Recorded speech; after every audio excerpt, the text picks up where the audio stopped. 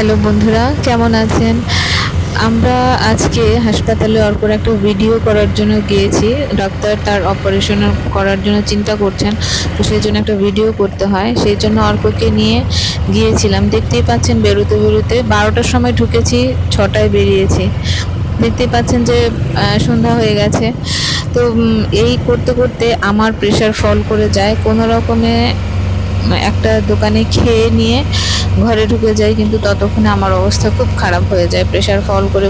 তখন এত অসহায় লাগছিল যে মনে হচ্ছিল যে যদি কেউ থাকতো অন্তত এই বিপদে অর্কর পাশে থাকতে পারতো, কারণ আমার যদি কিছু হয়ে যায় ওর কি হবে।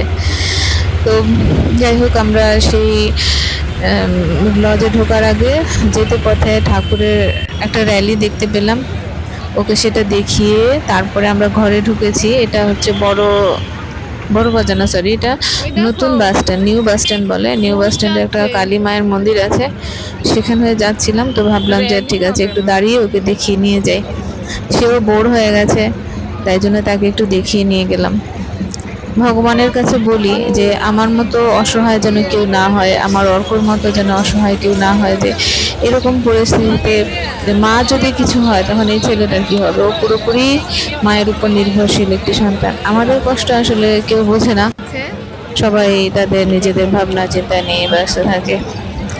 সে যাই হোক, আপনারা অর্কর সঙ্গে দেখতে থাকুন যে শিবরাত্রির পর দিন এখানে কিভাবে ভেলোরের শিব পূজারীরা কিভাবে পুজো করে, অর্কর সাথে দেখুন।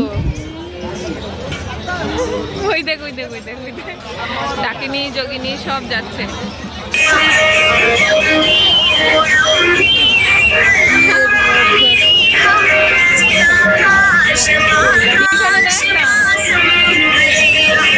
বড় ঘুরছে ছবি তুলবে।